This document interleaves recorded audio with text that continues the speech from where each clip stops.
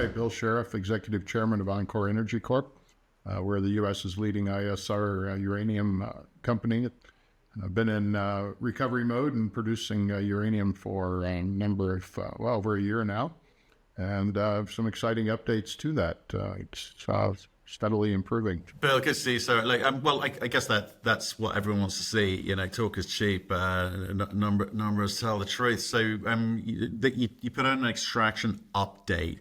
What can you tell us? Well, you know, ever since our really redirection in March and kind of re-emphasizing the urgency of matters, we put out a number of goals, which here again, talk is cheap. The market didn't respond to our quote plans, unquote. But since then, we've delivered a series of steady updates, and month over month over month over month. Now we're into our fourth month, and things have done nothing but steadily improve. So, we've taken our daily extraction rate from significantly below 2,000 pounds a day up to where we just peaked within the last week or so at 3,700 and some odd.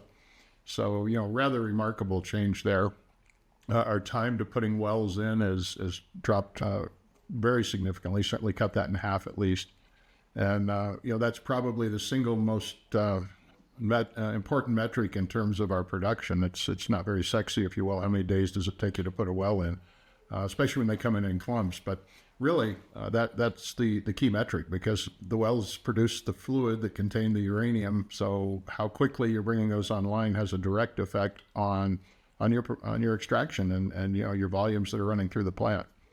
So and it also is a real indicator of your efficiency of how quickly things are moving on the ground. And that sort of thing. Right. When we spoke last, you said, look, we're going to have to try and do something quite radical here. Like, obviously going from 2,000 to 3,700 is great, but putting the drills in quicker is one thing. But what else have you had to change up to make that happen? Well, I've always talked about our deep bench strength at the company, and since for 10 years now we've been having these conversations. I think, and I keep saying that even when no one really cared about the industry, and it really proved itself, because it was a significant shakeup for us, and we promoted from within. We didn't bring any new talent in to accomplish it. So we're now looking to add a bit to that bench strength because we've utilized quite a lot of it. But it is just an efficient plan of, as I said, I think when we first had the issue, is urgency on a daily basis. It's not a reaction to a crisis. It's just the way it is. We pull our uranium out of the ground so quickly, in South Texas in particular, that you have to be urgent every day, or have a sense of urgency every day. You can't let grass grow under your feet, so to speak. So you have to be on it constantly. You have to have more rigs. I think at the time we were in the low single or low double digits of rigs, like low teens, maybe 12 or something, 13, 14, I don't know exactly. But now we're up to 24. And we're still adding. Some of those have gone over to Upper Spring Creek, which will be the next satellite plant to feed Rosita. And a bit of news on that as well. We just, about a month ago, received a radioactive materials license. Here again, Texas is such a wonderful place to do business because of the permitting timelines, and you can expect things very quickly. So once again, that was our third significant permit in good time. And that sets the groundwork for construction to begin, which it has already begun. Building Upper Spring Creek to feed Rosita here towards the end of the year, or certainly by the beginning of next year. Okay, so PMA, positive mental attitude within the team, and setting some targets and getting people to work more efficiently. Get that, and by that I mean so quickly. Is that affecting the bottom line though? Because that ultimately, obviously, you can produce more, and that should help in terms of the marginal cost, but. What are the things that are going to reduce that cost, increase that margin? Because that's the name of the game. You've got to make money. Well, it is, and you have a finite ability to go below a certain level. And, we kind of view that level as in the $30 range, low 30s. And ideally, we'll hit 30 and get below it in terms of a cash cost. That's the objective. But, if you look at the numbers that were released at year end in the 10Q, and then again in the 10K, and then in the Q that just came out, we've made steady improvement on that. It never was a bad number. It was like $40.80 or something to that effect in the 10K. Here again, I refer you to that document for the exact number, but that's a good neighborhood number. And then this last quarter, we were down to 32 something. So, it has shown steady improvements. The one challenge, every business has a challenge, right? And ours is the management of cash, because we do spend money every day, and yet we receive money 4 to 5 times a year when our contracts are delivered. So when you're ramping up drill rigs, that's ramping up cost. And so you really have to manage your money on a daily basis and keep track of those costs, while at the same time, hitting the gas on the accelerator side to ramp everything up. And we continue to ramp up. We are satisfied with where we are. We want to continue. Okay. In terms of guidance, people trying to understand, look forward into, what you're going to do, and, what you're targeting at least, right? Obviously, you can't make forward-looking statements, but you can talk about what the new look team has been charged with trying to deliver. The last line of sight I've got is obviously off the back of the economic study. It's a very different model now. The wellfield expansion is super, super quick now. So when do we get a sense of when we can work out what the life could be like under this new look? I think we need 6 months under our new plan to be able to really give much more forecasting at a minimum, maybe even 9. I think we'll still stick with our original guidance after the transition, that we won't be buying any more uranium this year for our contracts. That looks to be achievable. And of course, November 4th of 24, we put out our contracting schedule. And that with the inventory on hand. By the way, our inventory on hand, the current pricing on it's fallen remarkably. So it's now currently at a rather healthy premium. The market price is to our inventory cost. So that the balance sheet has been improved in that regard. But no, I think we need to continue to improve this to where it's a steady state, well-oiled machine, if you will. And it's been quite impressive. I think even internally we're very happy, and have the right people in the right places, and have done a remarkable job. But much still needs to be done. As I said, we're very happy with where we are, very happy with our progress, but we aren't going to sit on our achievements. We're going to continue and look to be able to provide a little bit better guidance. But one of the issues is, when does Upper Spring Creek come online? And that's going to make a significant difference to us. And while we've received the major permit, we're still awaiting a final permit before we can flip the switch, so to speak, and be in production. But we are allowed to construct now, which we are. Here again, it's something that's issued through TCEQ, so we expect it before the end of the year. Are we going to get it today? Oh, there's a chance, but the chances increase greatly as you get towards the end of the year. So if we get that permit, like I say, by September or October, then we should get certainly by September, we should get at least a month of ramp-up production started in this calendar year, which is also our fiscal year. If not, it'll be in 26. So in either event, it's going to be a positive impact on the company. The question is, what quarter does it hit in, much less what year does it hit in terms of, your reporting. And so that's why we're not quite comfortable yet to do that. Once it comes online, we'll be quite happy to give a little bit more solid guidance, other than we won't be buying. But, you look back on last year when we had to purchase 200,000 pounds at a $20 premium to what we were receiving. That's the first hurdle, is let's not do that anymore. And then the second hurdle is let's improve things, which we've accomplished. And the third thing is let's get the next one online, so we can have a little bit more visibility a little bit further out. Okay. All common sense, all good stuff. I just want to sort of hone in technically on some of the things that because this is all new, right? When last time we spoke, you said, look, this is kind of like, maybe we need to get some oil guys in here, because there's maybe something we can learn from them. Maybe we didn't know everything. So things like the kind of oxygenated water circuit, for instance, has that changed much? Or what else are you doing in terms of upgrading the Rosita infrastructure, or modifying that to accommodate this kind of new model of yours? Well, Rosita and Alta Mesa both are, as you know, pre-existing plants, so it doesn't have the most utmost and modern technology. So there is a lot of, I shouldn't say a lot, there's certainly different gauges and electronics that can be brought into, and I'm not an operator, but so I'm probably not using the right words, but certainly can make it more efficient in that regard. But it's a capital expense. Here again, in our ramp-up phase, we aren't interested in doing that. It's working. We've made a number of tweaks to the system, if you will, that have been material in terms of productivity. But I think we'd be looking sometime here in the future to bring a bit higher technology into the monitoring and operation of those plants, which should add additional efficiencies. Right, and obviously timing that with cash flows. Absolutely. Okay. Tell us more when you know more. The other thing I kind of spotted in the press release, obviously some legislative impact in Texas. Tell us about that and what does it do for you? Well, the legislature has been very proactive. They've been very supportive ever since we began. But it's really taken on a new life here with the plans in Texas, and I guess we got a real first taste of it when we had the 50th anniversary of ISR, which was first commercially applied in Texas.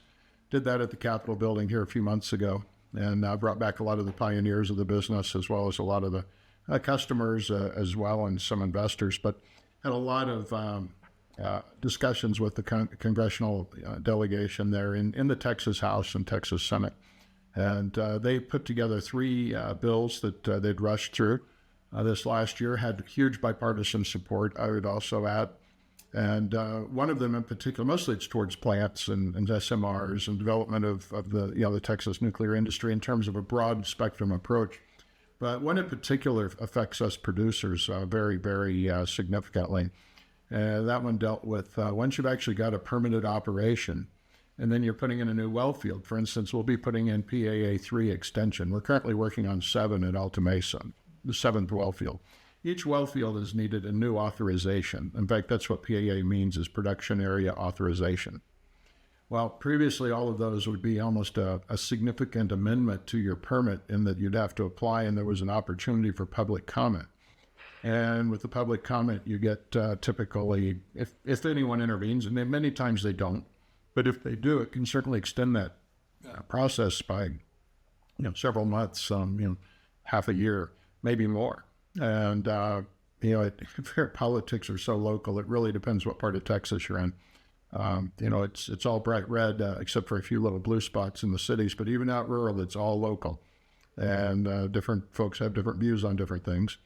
And, the uranium industry is more important in some places than others. They're more welcome, but by and large, the state itself is wholly supportive. But by eliminating that, what is really, in essence, a routine adjustment of your overall permit. We have the area permitted. We've found uranium here. We've exhausted the production here. We're moving on to the next segment of the roll front. Very routine. And, they need to know where your wells are going in general and what your production plans are in general. And that's what it should be. That's what it is now. And so it's not basically going back to page 1 and opening the can to review the entire system. So it's something that assures, it'll certainly quicken the process a bit, but mostly it adds certainty that you won't have any unusual, unexpected delays. And, it's progress in already the best jurisdiction to be operating in terms of timing certainty. So we certainly applaud their actions. And then, of course, Governor Abbott's been a very strong advocate for uranium in production as well. So very fortunate to be there. Yeah, okay. Some good things being talked about for sure, and hopefully that has a positive impact on permitting timelines. And I guess kind of flexibility further down the line. They say they're not trying to solve for everything today, but at some point, things like waste disposal timelines kind of fit into all of that decision making as well. Just if you don't mind, you've got rid of your Anfield shares, made a bit of money, went nearly $20 million there. Why now? Why not hang on? Well, we do have an active investment portfolio, but if we don't see a long-term relationship between us and the company we hold stock in, or some other compelling reason to hold the shares, quite frankly, we'd made a very nice return on it. We had a nice offer on the block as a whole, and it just made sense to us to to liquidate that and take advantage of putting the cash on the balance sheet. What's that look like now? How is the balance sheet? Well, it's certainly better after $19 million and some change going in, and it does get tight from time to time. And I think I mentioned during our last interview that, during this quarter, when we have a quarter of very little delivery and continuing expenses, it was going to get tight, and it was certainly getting tight. So that made a big difference to us. Yeah, certainly informs decision making. Right, if you don't mind, let's talk a little bit about what's going on in the market in the US. You're the spokesperson for that space as one of the very few producers, for sure. How does sort of Texas stack up against some of the what's going on with some of the other states? How does the kind of federal government's sort of conversation chat, whether it be bipartisan or otherwise, help you in country now? Because it seems to be a lot of talk, not a lot of action. Is that going to change? I think even maybe a slightly different take on it is there's an awful lot of talk and an awful lot of different corners that aren't particularly well connected in terms of there's an overwhelmingly positive bias. A lot of folks want to get things done. We don't see anyone really trying to slow things down or trying to alter them. It's not a coordinated approach yet. And I think that's going to take time. By time here again, what is time? It's not geologic time. I think it's, by the end of the year, I think we'll have a lot more coordination on that. But clearly the Fast 41 track and a lot of the initiatives are helping companies on the ground. We have not received any of those yet, but they're still building the list. Some of the things that made the list were not applied for by companies. So it's been a bit of, a random walk theory on some of it, but it's clearly very beneficial. I think where we're really seeing the push altered are not in necessarily Wyoming and Texas, although it's certainly welcome, but we already have very, very good, rules and regulations, and it's some great jurisdictions to work in. Where you're really starting to see some effect are in the jurisdictions that are not agreement states, such as South Dakota and New Mexico. And while they may have a long ways to go compared to an agreement state, there does seem to be building momentum in those where you are dealing with the federal government much more than you are in the two states that I mentioned that are agreement states. So starting to see that, starting to see the urgency reflected in the on-the-ground regulators that you speak to and that you meet with. Very candid and open about, we have a fire lit under our tail and it's time to get moving a bit more. So I think there's a lot more to come in that, but we're definitely seeing signs of, a renewed urgency, I guess, not to keep using the word urgency, but it seems to be so appropriate in different areas here, not only with our company, but with the industry. But everyone kind of goes straight back to the spot price at the moment, not where people will say they need it to be, not at a price they need it to be to incentivize them to get into production. No one's rushing to production, that's for sure. Does that affect the way and the direction that U.S. government allocates its funding that is available? Because it all seems to be heading downstream, and the uranium producers don't seem to be beneficiaries of this. The government's not helping to incentivize at the moment, are they? Well, and it's funny, a couple of years ago, that was their first approach, was to come in and restart the uranium stockpile for the government. And they put out a tender, which ourselves and 3 or 4 other of the U.S. companies participated in. And the program's still on the books, it just hadn't been funded. And so you're quite right. There's been a big emphasis on downstream in terms of the whole nuclear fuel cycle. But while we obviously would enjoy the help, at the beginning end, those of us that are restarts are in a very unique position in that we don't have huge CapEx to lay out. And there's a big difference between recommencing, even though all of us restarts have issues. And, we had our own in that, ironically, we were getting uranium out too quickly. But all of them have a problem or two, but it pales by comparison to the CapEx you need to raise to start a brand new project.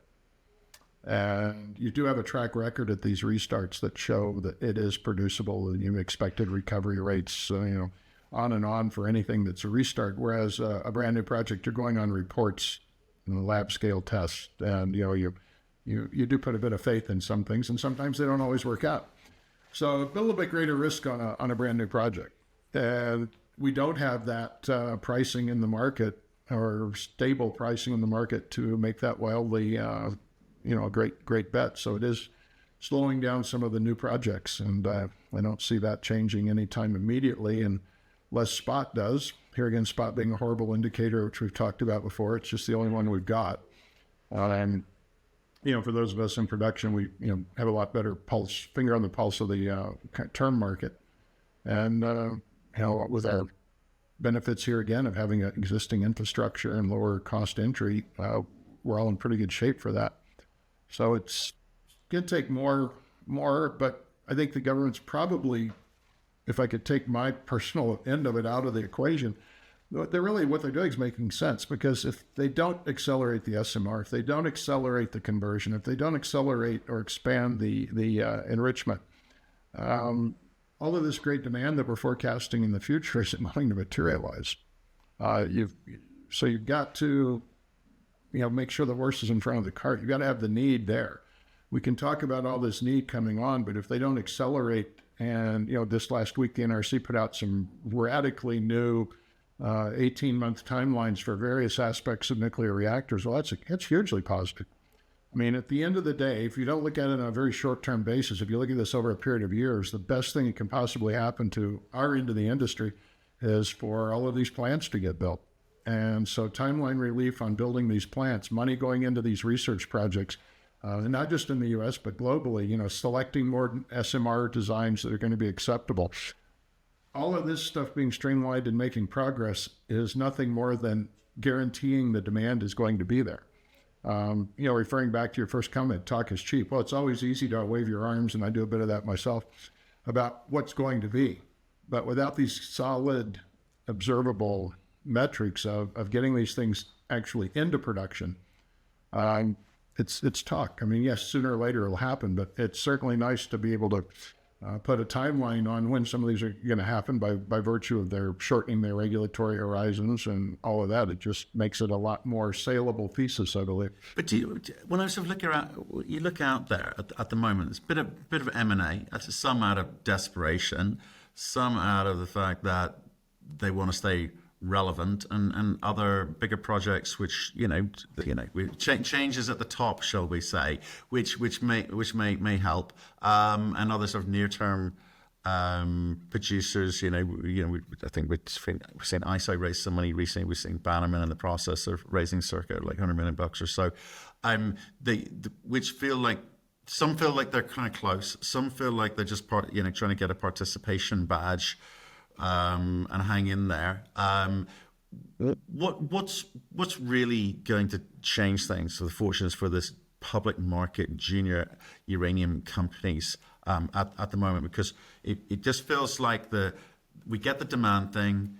What I don't understand is the supply component, because I don't think there's a lot of people capable of producing and therefore supplying, and certainly not anytime soon. And it's not just a price incentive thing; it's a skilled, labor force thing. It's a cohesive plant thing. And with this M&A, I just wonder if it's just a little bit, smoke and mirrors. How are you reading all these players in the market at the moment? We get a very simplistic view, and this doesn't take in everybody at all, but a very simplistic view. And I've also been saying, yes, we know all of this stuff's coming, but I think the biggest risk is it's not going to come for a delay of 2 or 3 or 4 years. I think that's the period we're actually in. I mean, reflect back to when Bill Gates was going to build his first SMR. He said it's going to be in production in 26. That's not very far away, and it's obviously not going to be met. And obviously he's got a lot of horsepower to make things happen. And I think with all of these regulatory changes and these timelines that they are working on the downstream aspects of it, I think that's very positive, because I think we can now start to quantify that delay period between when all of the, how far we've got to get to the promised land, if you will, of all this new demand. And it's starting to look like it's maybe 2 years. And so I think the rationalization comes with, how do we get, for most companies anyways, how do we get from here across that 2-year gulf till the demand really kicks in? And that'll be just when it starts to kick in, because it's not going to come as a flood. It's going to come as a handful of projects and then continuing on that building. But that's where M&A makes a lot of sense, because right now you've got all these companies that are all carrying fairly significant G&As, and that's difficult enough when you've got revenue. It's very difficult when you don't. And since the market has been kind of sputtering, we had a really nice month here, but it's wouldn't say it's fizzled, but it's certainly lost its oomph. It comes every once in a while, mostly to the producers. Capital is still not abundant unless you're on the verge of production or, a name brand company. Still a lot of small struggling companies. So I think a certain amount of that survival that you talk about to remain relevant is certainly there, but I think it's also a good game plan to kind of bridge that gap of whether it's lack of interest or interest in the sector, but not on that particular segment of it. It makes sense to batten down the hatches so that you can get there, because I don't think there's any doubt whatsoever that the demand will be there. The only question has always been whether it's, next year or 10 years from now or 20 years from now. And I think we now are starting to be able to, allow the not only executive orders, but congressional actions, regulatory agency actions, et cetera. There's a concerted, if not coordinated effort to move it in that direction. And so I think you really can start to say now that, yes, this will start in the next couple of years. And build from there. Is there shock waiting in line for some of these near-term wannabe producers in terms of the cost? Because we've seen spot prices as sort of moving feast really over the past four years. Don't get me wrong. It's good that it's sort of doubled over the past 5 years, but it has trebled at some point. But the cost of doing business, is inflation still relevant in terms of like wellfield development or resins or construction materials? Is that still moving up? It is, but it's, I'd say, slowed down to a more expectable pace. Okay. And we had a couple of years, maybe an 18-month period there where every time you turned around, everything was more. And, that was on the heels of COVID where everything was shut down. And, and then of course you've got systemic inflation with the amount of money that, the Western world in particular seems to think they can print at will. And that's largely unabated. We see, all you need for inflation is just go to a fast food restaurant and see what it costs. $5 2 years ago is 20 now. And it's still present. And that is reflected, I think, the most single biggest place we're seeing it's in wages. And here again, you aren't seeing monumental leaps, but you're seeing steady upward pressure on wages, because we're still seeing, regardless of what they're putting out, I'm seeing cost in my cost of living every month. Maybe not staggering, but every month there's a little bit more for the same old thing. And so we're seeing that reflected in the wages right now, more than in some of the more, hard goods that you'd use building and installing. But do you think that things like that are kind of affecting like your pricing strategy, for instance, in terms of market versus fixed contract or escalation? I think ours has always been kind of a balanced book approach, so I don't think it's affected us. Certainly haven't had. It's not shocking, the price impact that we're seeing on that. It's sort of a slow, steady thing. So it's not something where 2 years ago, 3 years ago, we were finding, putting PVC, every time any PVC, it was a shock. It was difficult to find it for our well casing and our plumbing. But not only is it difficult to find, the price was different every time. And it was like, whoa, I hadn't expected that. That seems to have stopped. Now it's more of a slow, gradual, I don't know, hate to use the word, but more traditional inflation that you see. Our pricing metrics on our contracts haven't really changed. Our inflation basket's changed, where we've now added in things like CPI and PPI to what was typically an industry standard GDP inflator. But GDP inflator is not particularly productive, because it's quite possible to have your CPI up and your GDP down in certain circumstances. In that case, you're really getting whacked. So, it's changed the details of the contract, I guess would be the way I would phrase that. Okay, that's fair. Okay, you kind of we talked about kind of production and so forth, and how we're gonna, you've got to 3,700, which is great, but and how you move on from there, kick on from there. But it's the kind of the tidying up of things like the Anfield, not non-core, etc. how are things on the JV with Boss Energy? Is that a kind of one-off thing with them? Is it a one-off thing with other people? Will you be looking to those sorts of formulas going forward? I don't think we really looked for that. It's going well. We're in contact with them fairly often. Not daily, but oftentimes weekly. We have standard meetings, of course, that sort of thing, friendly with them. And they're friendly with us. But I don't know that we actually look for any sort of a typical arrangement. We've got a very aggressive non-core asset disposition program that's yielded significant results. The Enfield's part of it. Probably in excess of $40 million over the last few years. And we continue to do that. But it's almost like here's a property or a basket of properties. These are for sale, for trade, for lease, or for something. We don't really go into it with this is what we need out of this. We try and find what the best business arrangement is for the given asset, and also what segment of the market it's most appropriate for, because some of the projects we have are perfect for entry-level companies. They need a lot of work done on them. They're very promising, but they need a lot of work done on them. Others are more advanced. One in particular's got a PEA on it. It's a conventional asset, but nonetheless, it's certainly something that you don't want to just put in for a bunch of stock in a startup company. You need some people that have some experience that know where to drive it. So would that be a joint venture? Would that be an earn-in? Don't know. Sit down with the appropriate parties and see what works for both sides. Okay. Well, look, I think you're definitely sort of doing the show me, don't tell me route here. So I guess more of the same for the next quarter, and just because the stock has recovered as a result of what you've been doing and what you've been saying, and I guess people are buying into the fact that perhaps a change is It's happening. Yeah.